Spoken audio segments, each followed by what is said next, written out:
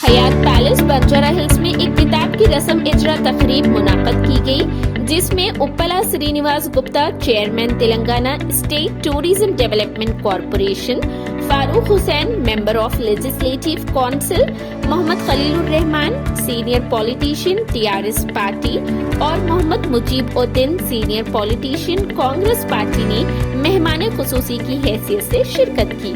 किताब from my heart की रस्म इजराई अमल में आई, जिसकी ऑथर एस्कॉट चौधरी है। Farooq Hussain member of legislative council ने इस बुक की रस्म इजराई में हिस्सा लिया।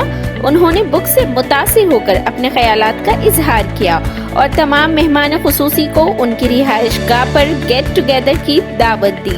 मुझे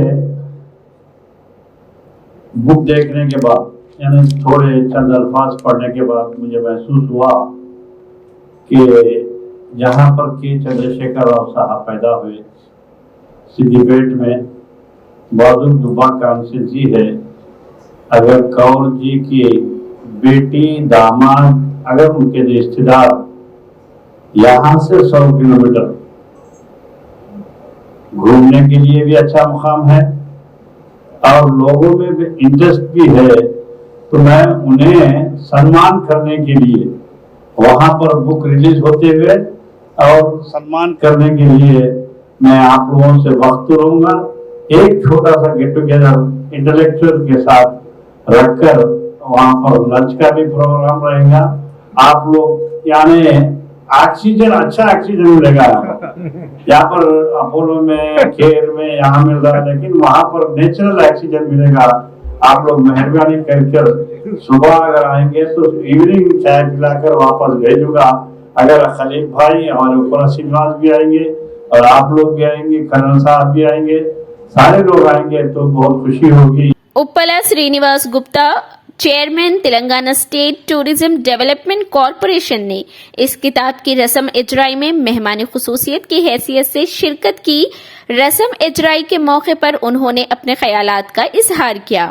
उन्होंने एस्कॉट चौधरी से मुतासिर होकर रियासत तेलंगाना के कल्चर पर भी एक किताब शाये करने की गुजारिश की। एस्कॉट चौधरी मैडम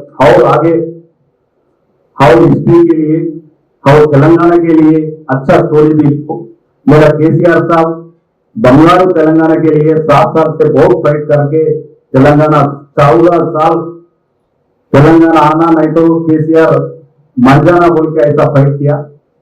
फाइट करके तेलंगाना 29 स्टेट बन गया। 29 स्टेट में हर 7 साल में 7 साल का पीछे कोई भी काम नहीं किया इतना अच्छा काम। एग्रीकल्चर देखो, पावर का देखो, इंडस्ट्री का देखो, फार्मा इंडस्ट्री देखो, everything in Telangana is best state in all over India. RBI reserve bank of India भी सर्टिफिकेट दिया। तो इंडिया में 4th स्टेट रेवेन्यू गवर्नमेंट को सेंट्रल गवर्नमेंट को दे रहा बोल के एक अच्छा स्टोरी अपना केसीआर साहब के भी, मोदी साहब सेंट्रल मिनिस्टर भी आज तेलंगाना का डेवलपमेंट इतना अच्छा हो रहा बोल के बहुत लोग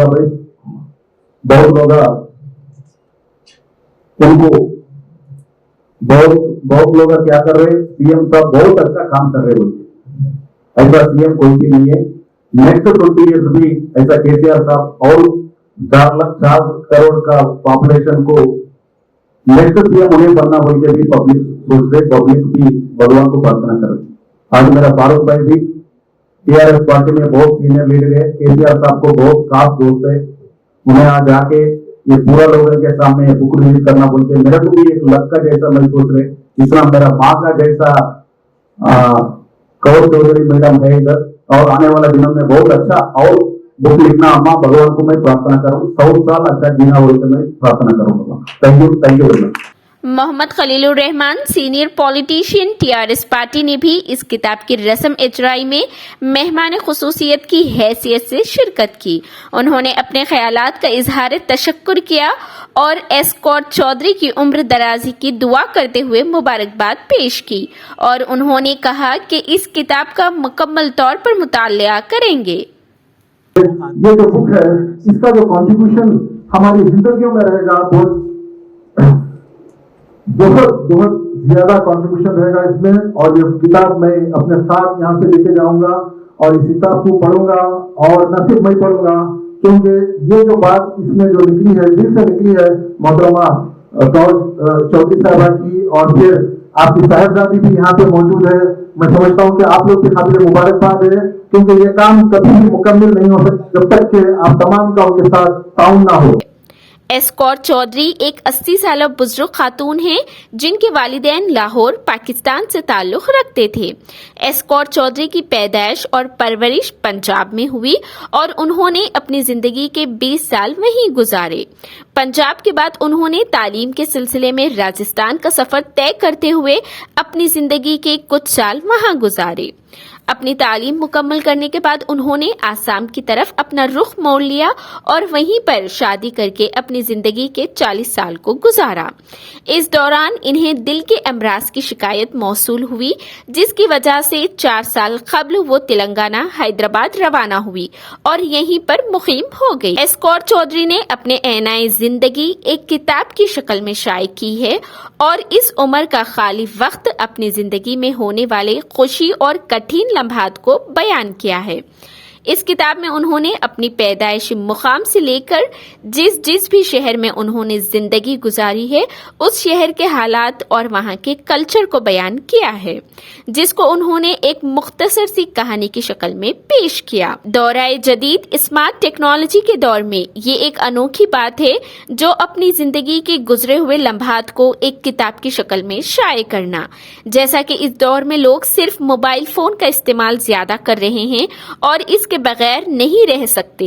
इस दौर में एक 80 साला खातून ने एक मिसाल कायम करते हुए अपनी जिंदगी की दास्तां को किताब की शक्ल में बयां किया है। आजकल के नौजवान नस्ल को अपनी बुजुर्ग शख्सियतों से कुछ सीखना चाहिए और किताब लिखने का शौक पैदा करना चाहिए।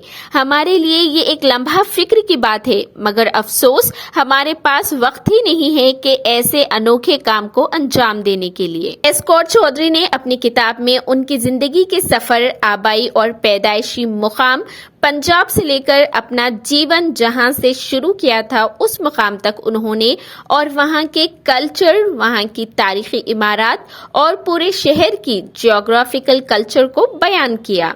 और फिर हैदराबाद आने के बाद हैदराबाद के कल्चर, तहजीब, उर्दू जुबान और तारीखी इमारत को भी जिक्र में शामिल किया। आइए कुछ इस किताब में शाये होने वाली झलकियां एस कौर चौधरी की जुबानी सुनते हैं। To write more, but now I think in this age and illness I have taken some break from writing. So I wish if I am again fit, I can again resume it. So now, thanks to everyone for joining it. And actually, this moment today, it's a treasure for me. I just want to cherish it for whole of my life. So I'm thankful to everyone who have joined this and graced this occasion. And God bless you, everyone. Thank you very much.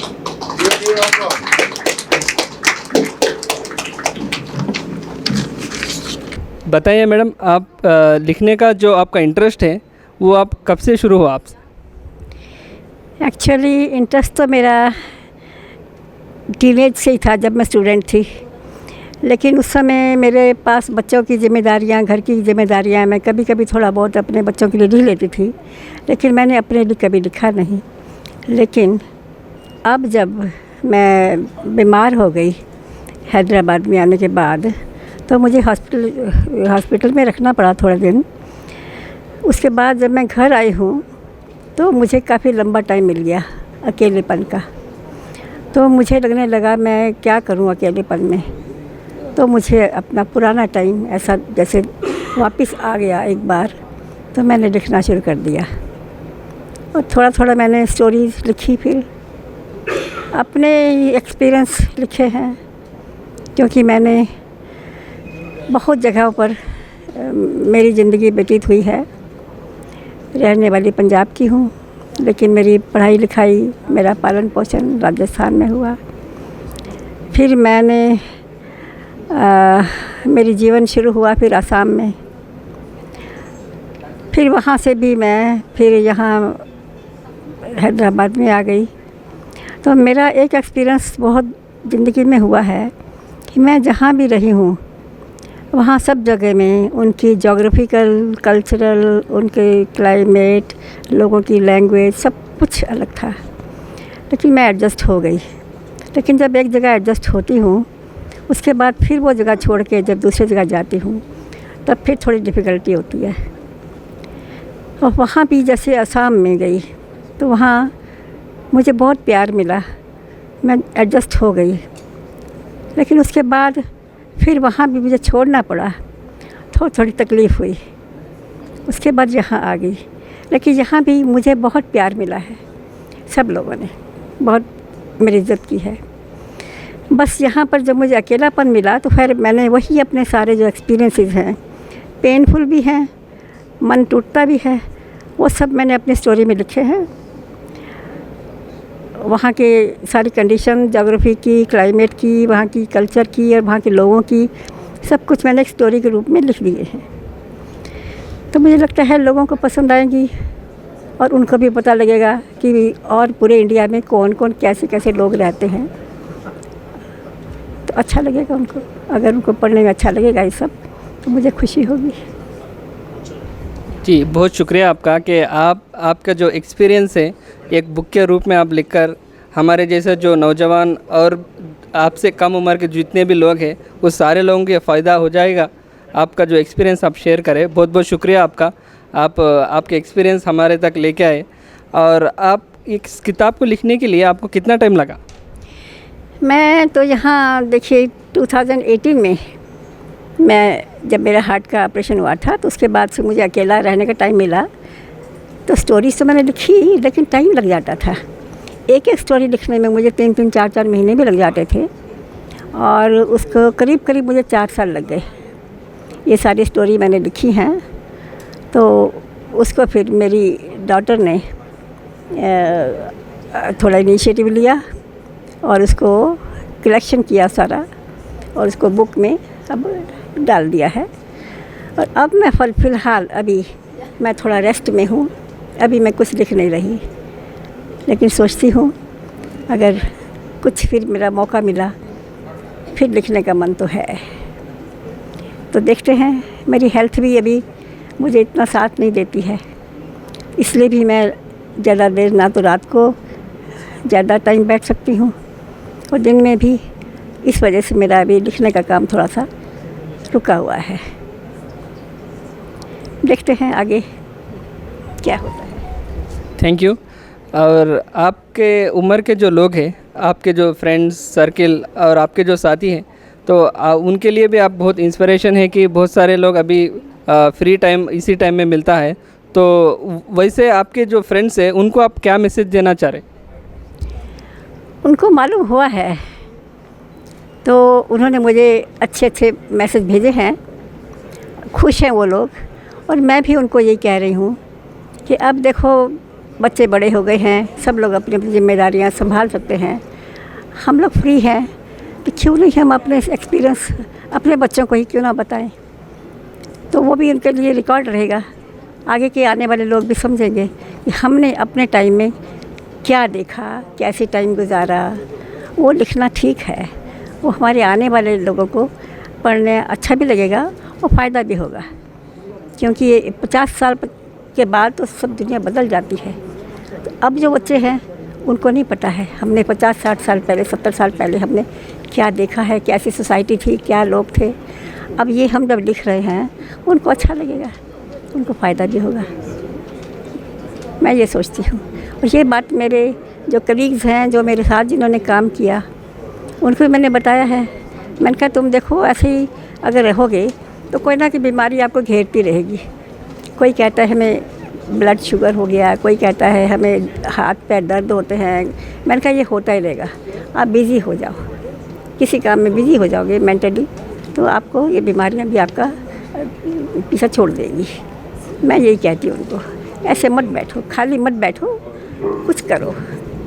अगर painting आती है तो painting करो, लिखना आता है तो लिखो आप, गार्डनिंग आती है गार्डनिंग करो, कुछ करो। लेकिन मैं यही कहती हूँ उनको। Thank you very much. उम्मीद करते हैं कि आपका सेहत ठीक हो जाए, आपका सेहत पूरा साथ दे आपका, और इसी तरह और किताबें आप लिखने की मौका मिले आपको इंशाल्लाह। तो एक्सपीरियंस है आपका बुक लॉन्चिंग का, उसके बारे में बताइए आप।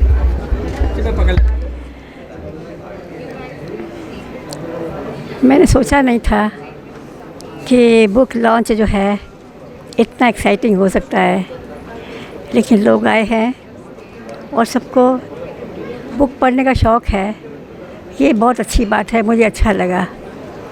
और स्पेशली इसमें जो मैंने स्टोरी लिखी है वो सच्चाई पर ही डिपेंड कर रही है। उसमें बहुत ज़्यादा मैंने इमेजिनेशन नहीं दी है, हाँ कहीं थोड़ी बहुत देना पड़ा। तो अगर कोई पढ़ेगा तो उनको लगेगा कि हाँ भाई राजस्थान में कैसा लगता है, असम में कैसा लगता है, कैसा लगा मुझे, कैसे लोग हैं, कैसी कल्चर है। उसके बाद यहाँ जब आई, यहाँ तो मुझे बहुत अच्छा लगा। स्पेशली मैंने जब यहाँ पर बथुकम्मा का फेस्टिवल देखा तो मेरे को बहुत ही ज़्यादा खुशी हुई, और मैंने उसके ऊपर भी एक छोटी सी आर्टिकल, छोटी सी स्टोरी उसके ऊपर भी लिखी है जो मुझे सबसे पसंद है। और फिर बाकी जितनी स्टोरी है अगर लोग पढ़ेंगे उनको मालूम होगा कहाँ पर कैसी कल्चर है, उनको पढ़ के भी अच्छा लगेगा और मन में आएगा उनको कि हम भी वो जगह जाके देखें। तो बस यही है, मैसेज यही है मेरा, आप लोग बुक पढ़ा करो, बहुत नॉलेज मिलती है। अलग अलग ऑथर से अलग अलग एक्सपीरियंस होते हैं, उनको पढ़ने से अच्छा लगता है, उनके बारे में जानना अच्छा लगता है, नॉलेज होती है। ये तो बुक पढ़ने के लिए मैं सबको यही कहूँगी कि हमेशा कोई ना कोई बुक्स अच्छी अच्छी पढ़नी चाहिए। और ये बुक भी मेरी जो है वो पढ़ें, फिर मुझे बताएं कि आपको कैसा लगा। और वो जो जगह मैंने खुद इतने सालों में देखी हैं, आपको स्टोरी पढ़ने से अपने आप ही वो सारी आपको सारा टूरिज़्म आपका हो जाएगा, आपको अच्छा लगेगा।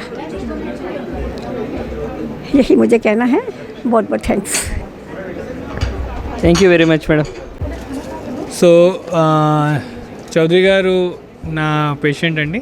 Almost 3 years back heart problem తోటి అడ్మిట్ అయ్యారు. అప్పుడు డ్యూరింగ్ ట్రీట్మెంట్లో పరిచయం అయింది. అండ్ ఆ ట్రీట్మెంట్లో హాస్పిటల్లో ఉన్నప్పుడు చేస్తున్న పరిచయాల్లో మాట మంత్రిలో వచ్చిన డిస్కషన్లోనే ఈ ఐడియా వచ్చింది మేడంకి. ఏదో జోక్గా అన్నాము, బుక్ ఏమైనా రాయొచ్చా, యూట్యూబ్ చూడొచ్చా, మీకంటూ ఛానల్ క్రియేట్ చేయొచ్చా అన్నట్టు. ఐ థింక్ ఆ థాట్ ప్రాసెస్ అలా ఉండిపోయింది. అండ్ ప్రాబబ్లీ ఇన్ని రోజుల తర్వాత మేడంకి ఆ ఐడియా వచ్చింది. అండ్ ఈక్వల్లీ ఆవిడకున్న ఎక్స్పీరియన్స్, జీవిత అనుభవాలన్నింటినీ ఒక బుక్ లాగా రాసి ఈరోజు పబ్లిష్ చేస్తున్నారు. ఈ బుక్ పబ్లిష్ అవ్వడము అండ్ ఈ సెలబ్రేషన్లో ఒక పార్ట్ అవ్వడం చాలా హ్యాపీగా ఉంది, అసోసియేట్ అవ్వడం. అండ్ మేడం హెల్త్ ఈక్వల్లీ హెల్తీగా ఉండడము అండ్ ఈ అకేషన్ చేయడానికి నిజంగా చాలా హ్యాపీగా ఉందండి ఈ అకేషన్లో ఉండడం.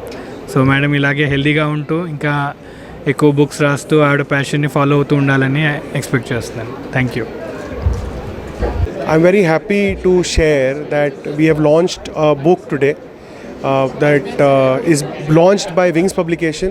It's very difficult to find a publisher these days because a lot of publishers do a lot of selections, but Wings Publication is a company which focuses on getting the dream published, and I'm very happy that we have published this book from my heart by S. Kaur Chaudhary. This book is a very interesting book. This talks about journey of an author from Lahore in Punjab. Pre-partition it was in Pakistan or undivided India.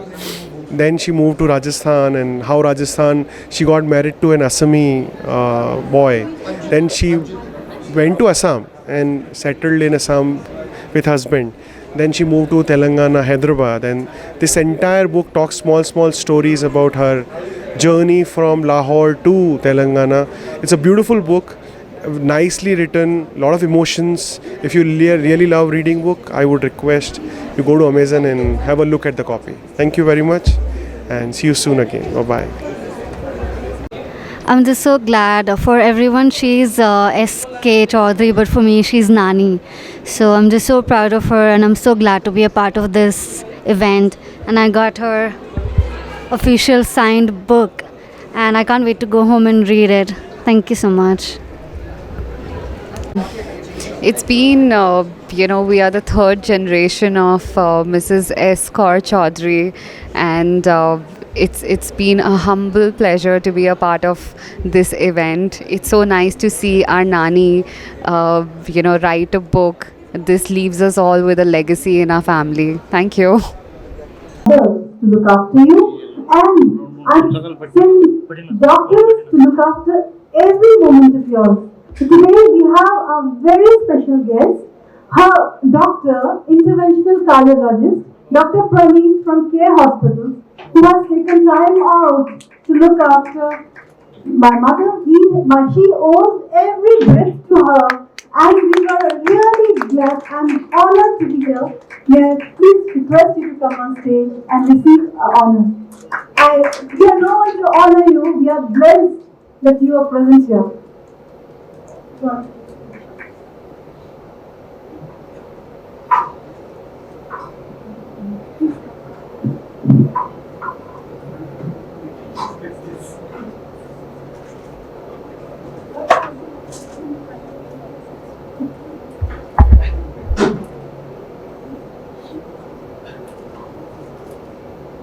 Thank you so much. I didn't expect this.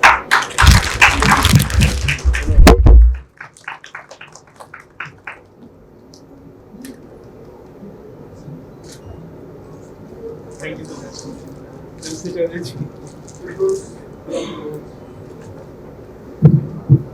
Good evening, everyone. Respected persons, thank you. This is been a surprise to me. I just wanted to grace the occasion. I want to be a part of this thing. When I got a message from Vijay about Madam writing a book and making it a big event where we wanted to publish it and make it an event, I thought I wanted to be the person attending this event. I'm glad with the title as well, From the Heart, and I feel honored that I was one of the persons keeping that heart healthy, so I take that honor, I should say. So, as the earlier person was saying, she's always an inspiration during the hospital stay as well. The conversations that we had, it was always inspiring.